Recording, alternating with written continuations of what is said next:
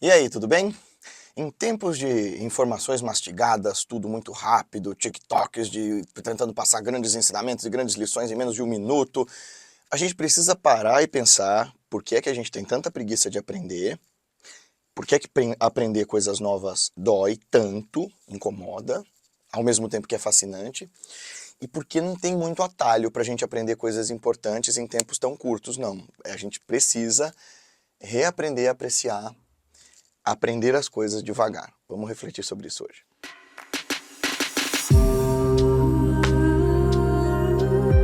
Seja bem-vindo, bem-vinda. Aqui a gente fala de filosofia, de transformação da consciência, de revolução de si, de meditação, de yoga, de filosofias indianas, etc e tal. E se você achar que esse vídeo merece, se você acompanha esse canal e tá de saco cheio dessa mensagem, deixa o seu like, se inscreve no canal, manda pros seus amigos. Deixa eu te contar um segredo.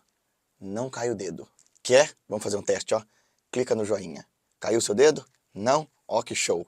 Sabe o que também você pode fazer? Para acompanhar mais os nossos conteúdos, as leituras dos poemas sufis, as nossas lives exclusivas, entra pro nosso clube clube de canais. Clube de membros, né, Matheus? Isso daí.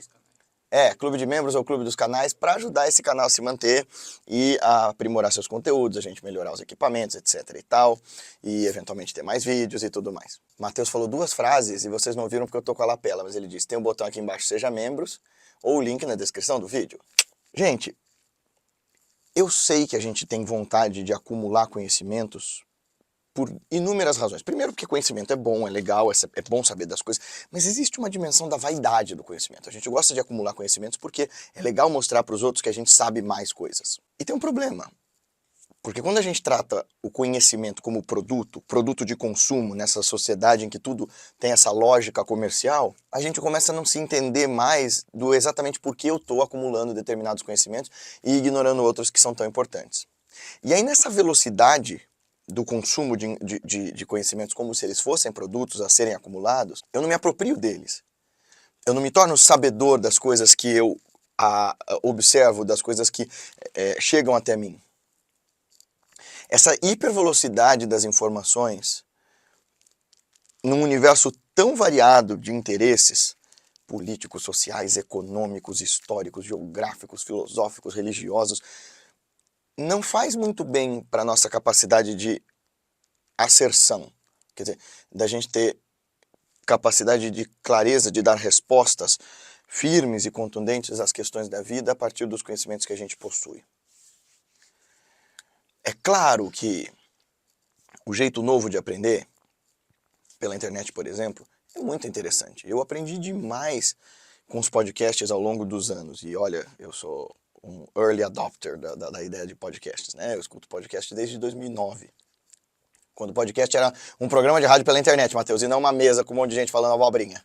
E me perguntando se eu sou Emmanuel, pela 10ª vez. E o que aconteceu com a minha mediunidade? E por que eu não sou mais espírita? E por que eu não sou Emmanuel? Mas eu tenho certeza que eu não sou Emmanuel. Brincadeira, teve gente muito séria nesses mesacasts que fizeram entrevistas brilhantes, assim, eu adorei. Conversa com Petria, conversa com o Lutz foram muito legais. Mas tem gente que me pergunta se eu sou Emmanuel até hoje, né? Não tem? Sim. Tem. A gente já falou que eu vou começar a ser agressivo nessas respostas para ver como que funciona. Vai ser legal, né? Porque aí a galera da audiência vai falar assim, ah, não é mesmo, Emmanuel, eu nunca falaria assim. Aí eu vou falar, é isso, você entendeu. Agora você entendeu. Voltando à história, gente, eu aprendi muito com os podcasts, eu aprendo muito com os audiobooks, só que tem uma hora que a gente tem que começar a filtrar as informações e entender que assim como uma planta, conhecimento é cultivo. A gente precisa fertilizar o solo, isto é, preparar a nossa mente, nosso coração para receber um conhecimento novo. E como é que a gente prepara? Criando repertório, se interessando pela vida, pelo mundo, fazendo leituras das coisas cada vez mais acuradas, lendo mesmo, observando coisas que são diferentes e se defrontando com conhecimentos difíceis. Tem uma fala do Clóvis, Isa, põe aqui aquela que ele fala que você só tem que entender. Eu vou ler aquela merda até entender. Isso é brio. Nessa fala o professor Clóvis está dizendo assim, olha, aprender dói. Para que você faça desse aprendizado como um cultivo, prepara teu solo, ara a sua terra e de sol a sol cuida dessa planta, você tem que se esforçar para se desafiar com coisas que saem bem da sua zona de conforto. Ora, pensar dói. Tava falando esses dias com o Matheus, inclusive, né, que diferente da filosofia aforismática que você tem no contexto da filosofia indiana, né? Você tem lá, por exemplo, no Yoga Sutra, Yoga Chittavriti Nirodha. Tem uma frase que explica a essência do yoga inteiro. Parece mais simples de entender porque está numa frase só, mas você pode desdobrar essa frase em livros inteiros sobre essa explicação. Na filosofia ocidental, não. Você vai esmiuçar cada ideia, página a página, assim. Você pega, por exemplo, a Crítica da Razão Pura do Kant, cada premissa que ele coloca lá, ele destrincha cuidadosamente ao longo de páginas e páginas e páginas. E isso é cansativo. Pensar cansa mais do que fazer exercício físico, por exemplo. Eu falei para vocês que aliás, não sei se eu falei aqui no canal, mas eu estou fazendo mestrado em neurociências e é uma área muito diferente da minha. Eu sou da filosofia. Minha terapeuta ainda brincou comigo e falou, vai ser uma experiência interessante, porque você é um filósofo até a medula e tá indo para a área da saúde. Gente, eu quase virei do avesso, assim, porque dói. Eu fui a prova de que conhecer coisas novas dói, né? Não, Matheus? Ele viu a minha dor aqui no processo, assim. Eu quase surtei semestre passado, gente, porque assim, depois de anos sem nem tocar em conhecimento sobre biologia, estatística, onde já se viu, eu sou da filosofia. Eu tendo que fazer essas matérias, eu fui enlouquecendo, assim, no processo. Mas ao mesmo tempo, como eu já tinha uma estrada de me desafiar, conhecer coisas novas, meu guru me mandando estudar sânscrito, os outros gurus me mandando estudar Vedanta e Tantra e tal, e decorar textos. Eu já estava acostumado com essa coisa de ser desafiado a aprender coisas que eu não gosto, entendendo que, ainda que eu não usasse aquele conhecimento exatamente para aquilo que as pessoas usam, o conhecer daquilo e o me desafiar ao esforçar meu cérebro a ir mais longe, me faria bem. Eu entendia, desde que meu guru me mandou estudar sânscrito, porque, nas palavras dele, iria ajudar a organizar meu pensamento de forma matemática, que estudar, por exemplo, biologia molecular poderia não ser algo que eu usasse aqui no canal com vocês, mas primeiro é sobre o funcionamento das nossas células, é nosso corpo, a gente tem que saber como funciona. E segundo que ia me ajudar a ter outras matrizes de conhecimento para fazer outras interfaces de assuntos. E vocês perceberam, ao longo dos meses, eu falando mais sobre células e funcionamento celular como metáforas para falar de meditação. Mas isso tudo tem custo. A gente falou isso em um outro vídeo, né, que todo aprendizado, todo caminho espiritual tem custo, tudo na vida tem custo. E o custo de aprimorar sua inteligência, para que você seja blindado contra as mentiras e os enganos e os absurdos que rolam por aí, é você se desafiar com conteúdos que fogem completamente da sua zona de conforto. Dói pra caceta, dói mesmo. Assim, tinha horas que eu saía tão exausto do mestrado que o único jeito de eu descansar, porque eu não conseguia dormir, era indo pra academia, e, né, não era nem a meditação, porque a meditação ainda estava na pilha e tal, e era ir para academia gastar, fazer com que todo o meu metabolismo desse conta de, né, assimilar aquilo e jogar para outro lugar, assim, aquele momento de descansar mesmo a mente, trabalhando o corpo. E eu tô falando isso tudo não para falar, nossa, uau, como o Guilherme é esforçado nos seus estudos. Não sou um exemplo nem de longe de organização. Já falei para vocês que essa coisa de TDAH deixa a gente bem caótico no jeito de estudar, eu leio muita coisa ao mesmo tempo. Mas eu tô falando isso tudo porque rola um papo, sobretudo depois dessa coachização da filosofia, dessa new ageização da espiritualidade e dessa produtificação de tudo, um papo de que ser racional é um problema. Eu estava ainda ontem ouvindo um podcast daquele programa Escafandro, dá uma olhada aqui, eu recomendo efusivamente. Isa, nossa editora, ouve esse programa, você vai ficar maluca com essa história toda. Vocês também. Eu gosto de conversar com a Isa por aqui, gente, porque a gente não se vê quase nunca. Então aqui é o jeito da gente se comunicar. Esse programa fala sobre o uso judicial de constelação familiar para resolução de problemas seríssimos dentro do contexto da lei. E é muito problemático isso. E a parte é você acreditar ou não em constelação familiar, esse não é o meu ponto. O que me chamou a atenção no programa é aquilo que me deixa maluco das ideias há anos, que é uma dessas consteladoras, dizendo pro cara, o seu racional não tem espaço aqui. Se tiver qualquer coisa do racional, isso aqui não vai funcionar. Racionalidade vai quebrar você, não vai, o tratamento não vai funcionar. Meu Deus do céu! Não há espaço para lucidez sem razão. O Spinoza fala isso de forma brilhante, que liberdade, eu não vou lembrar exatamente com as palavras que ele usou lá na Ética, mas eu até usei num dos vídeos anteriores porque me impactou muito ele dizer que liberdade é ter a mente capaz de com a razão, destrinchar a verdade, né, de perceber. Isso, verdade, obrigado. Ó, o Matheus, eu tô falando, o Matheus virou meu HD externo depois do mestrado, viu? Já não lembro o nome de nada, vocês sempre elogiaram, você lembra o nome de guru, disso e daquilo. Mestrado, o pessoal falava assim, mestrado é difícil e tal. Eu falava, não, eu sou um yogi, eu vou sair incólume. E eu fiquei, esses dias Patrícia e Matheus me encontraram ali no cantinho, em posição fetal, falando, chama minha mãe, por favor. E ele virou meu HD externo.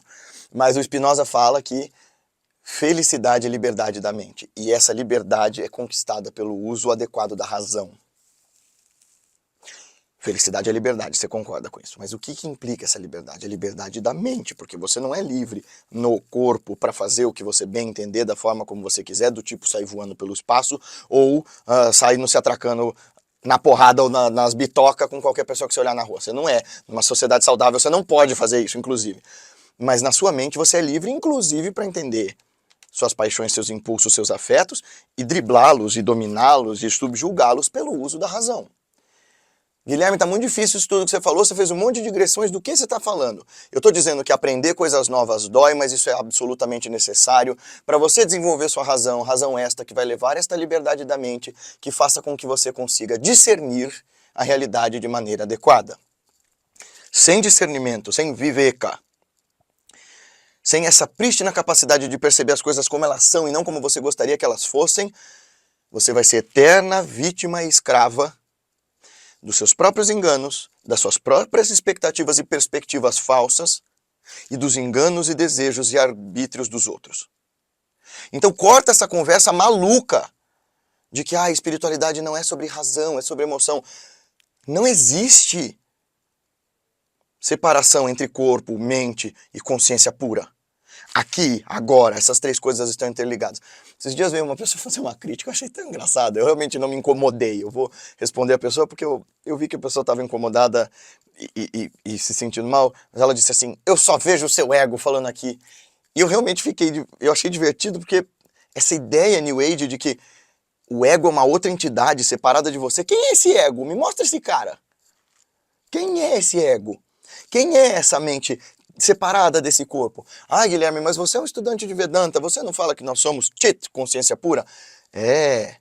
Consciência pura, o Atman, não participa do vulco-vulco da vida louca. Não participa do mundo fenomênico. Ele ilumina o mundo fenomênico, ele dá cor para o mundo fenomênico, para o mundo que aparece. Mas o eu real não se identifica com isso aqui. O que isso quer dizer para nós de forma prática? E se isso está difícil, respira, volta o vídeo e assiste de novo. Que você precisa dar a César o que é de César. Ou seja, que enquanto você estiver no mundo identificado com as coisas do mundo, treine a sua mente para discernir as coisas do mundo e não ser enganado por ele. Afinal, toda a tradição espiritual, sem dúvida, vai dizer que a raiz do sofrimento de todos os tipos é ignorância, é avidya. E todos os caminhos espirituais que eu conheci vão dizer que tão importante quanto devoção, entrega, né, quanto o cumprimento disciplinado de suas obrigações, é também o escrutínio racional. Que na tradição lógica vai chamar de jnana, conhecimento, no Vedanta também, que algumas tradições esotéricas vão chamar de pragyana, que é o conhecimento mais puro, que o Tantra vai chamar, e o Yoga de Patanjali vai chamar de Tarka. E é tão poderoso esse uso do Tarka, do raciocínio, que isso é uma forma de meditação que te leva à iluminação, chamado Shaktopaya. É um jeito de discernir a realidade a partir da sua inteligência.